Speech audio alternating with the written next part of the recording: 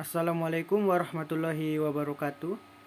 Perkenalkan, nama saya Reza Padli, NIM 2208977.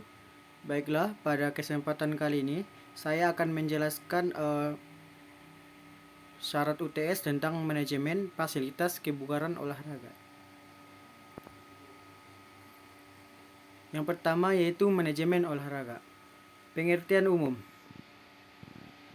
Manajemen olahraga adalah suatu proses yang melibatkan perencanaan, pengorganisasian, pengarahan, dan pengendalian, pengarahan, kepemimpinan, dan evaluasi dalam konteks organisasi yang bergerak di bidang olahraga, rekreasi, dan aktivitas fisik.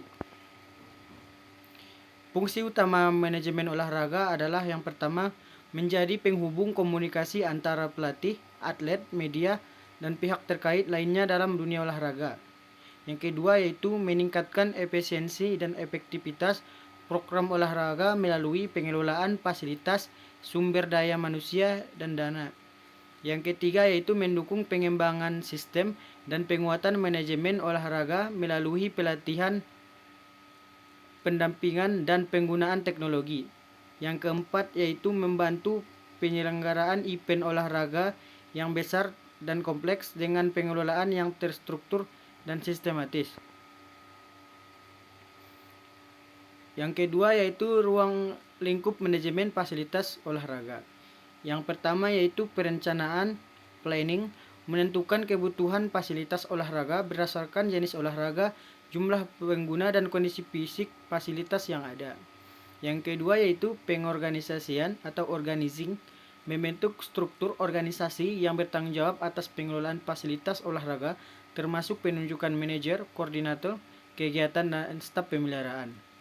Pada pengorganisasian organizing ini, membentuk organisasi yang bertanggung jawab atas pengelolaan fasilitas, seperti manajer yang bertanggung jawab dalam timnya, koordinator yang bertanggung jawab untuk mengkoordinasi tim, dan staf pemeliharaan yang bertanggung jawab untuk memelihara semua peralatan yang ada dalam fasilitas olahraga.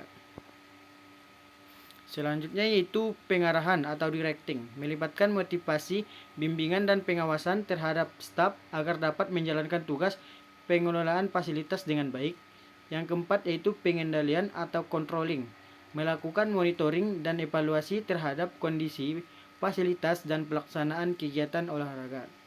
Yang kelima yaitu pelayanan dan promosi, mengelola pelayanan dan kepada pengguna fasilitas dan mempromosikan kegiatan atau event. Yang ketiga yaitu kepemimpinan dalam manajemen olahraga. Peran utama dari kepemimpinan dalam manajemen olahraga yang pertama yaitu memotivasi dan membimbing atlet serta staf. Jadi peran utama dalam pemimpin dalam manajemen olahraga adalah memotivasi atlet agar lebih baik dan terus berlatih, dan membimbing staf untuk selalu memberikan informasi yang bagus kepada atlet. Yang kedua yaitu mengambil keputusan penting dan mengelola hubungan antar anggota, yaitu selalu bisa mengambil keputusan di saat yang genting ataupun keputusan lainnya. Yang ketiga yaitu mengarahkan strategi dan evaluasi kinerja. Yang selanjutnya itu gaya kepemimpinan. Otokrasi kepemimpinan mengambil keputusan sendiri efektif dalam situasi darurat. Jadi gaya kepemimpinan itu harus bisa mengambil keputusan yang baik dan bijak dalam situasi darurat tertentu. Yang kedua yaitu memiliki sifat yang demokrasi, melibatkan anggota dalam pengambilan keputusan, meningkatkan rasa tanggung jawab. Yang kedua ini adalah melibatkan anggota tidak mengambil keputusan secara sepihak, justru melibatkan anggota dalam pengambilan keputusan yang meningkatkan rasa tanggung jawab untuk kepentingan bersama. Yang ketiga yaitu permisif, yaitu memberi kebebasan pada anggota cocok untuk tim yang mandiri, seperti sepak bola dan pertandingan lainnya. Karakteristik kepemimpinan olahraga. Yang pertama yaitu memotivasi dan memberdayakan tim, yaitu memberikan motivasi kepada tim dan memberikan apresiasi kepada tim yang diikuti. Yang kedua yaitu komunikatif dan mampu menyesuaikan gaya dengan kebutuhan anggota. Setiap individu dalam suatu tim itu berbeda-beda, memiliki sifat yang berbeda-beda. Jadi kita sebagai pemimpin harus memiliki sifat yang komunikatif, yang mampu menyesuaikan gaya kita dengan kebutuhan anggota kita yang A dan B. Yang ketiga yaitu fokus pada pengembangan mental dan prestasi atlet. Pada pengembangan mental ini, atlet juga memiliki mental dan prestasi yang berbeda-beda. Jadi kita harus fokus pada pengembangan mental prestasi atlet yang tujuannya untuk terus memberikan motivasi kepada atlet. Yang keempat yaitu komunikasi dalam manajemen olahraga. Definisi komunikasi dalam manajemen olahraga. Dalam manajemen olahraga adalah proses pertukaran informasi yang sangat penting antara manajemen, pelatih, dan atlet untuk mencapai tujuan bersama dan meningkatkan performa tim. Komunikasi ini mencakup komunikasi interpersonal yang efektif, baik verbal maupun non-verbal, yang kemungkinan pelatih memberikan instruksi, motivasi, dan evaluasi secara jelas kepada atlet.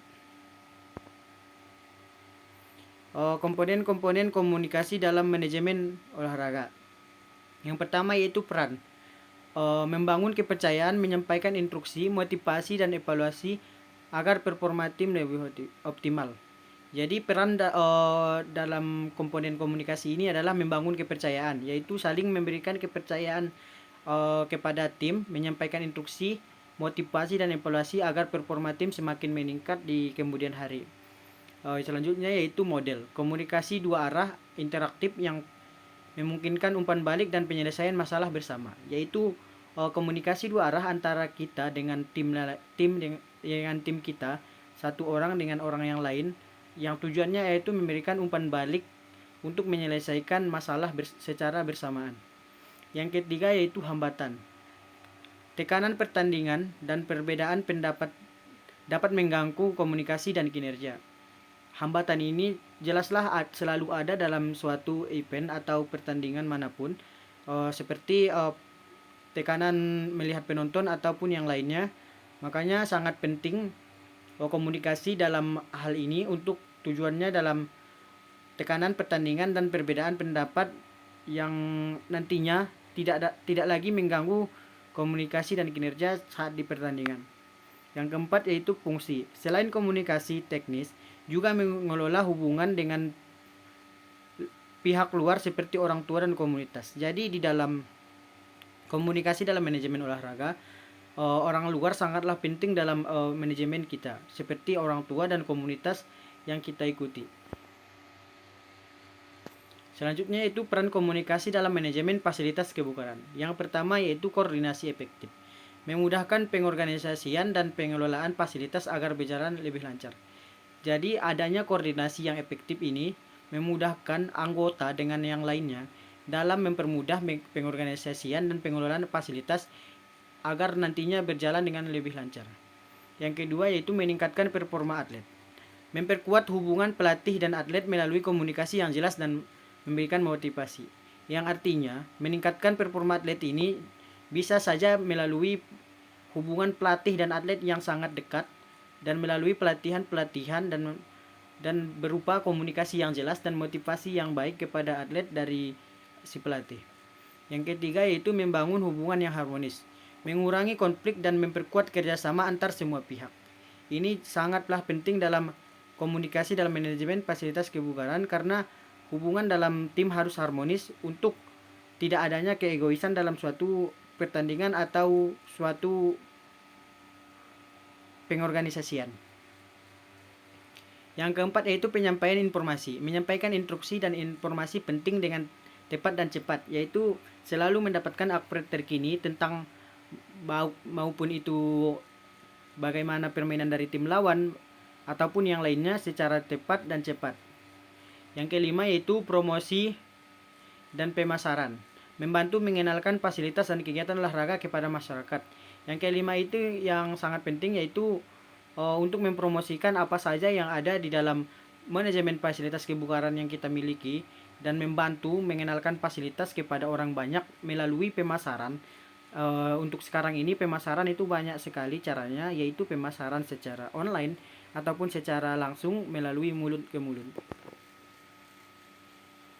Oke, pada kesimpulan pada materi yang saya sampaikan ini adalah manajemen fasilitas kebugaran olahraga di bidang olahraga merupakan proses perencanaan, pengorganisasian, pengarahan, dan pengendalian sarana dan prasarana olahraga agar dapat dimanfaatkan secara efektif dan efisien untuk mendukung peningkatan kebugaran dan prestasi atlet maupun kesejahteraan pengguna. Manajemen yang baik meliputi penilaian kebutuhan fasilitas, pengalokasian sumber daya, pemeliharaan, serta pengawasan berkelanjutan untuk menjaga kualitas dan kenyamanan fasilitas. Baiklah, cukup sekian pemaparan materi yang saya berikan. Kurang dan lebihnya saya minta maaf.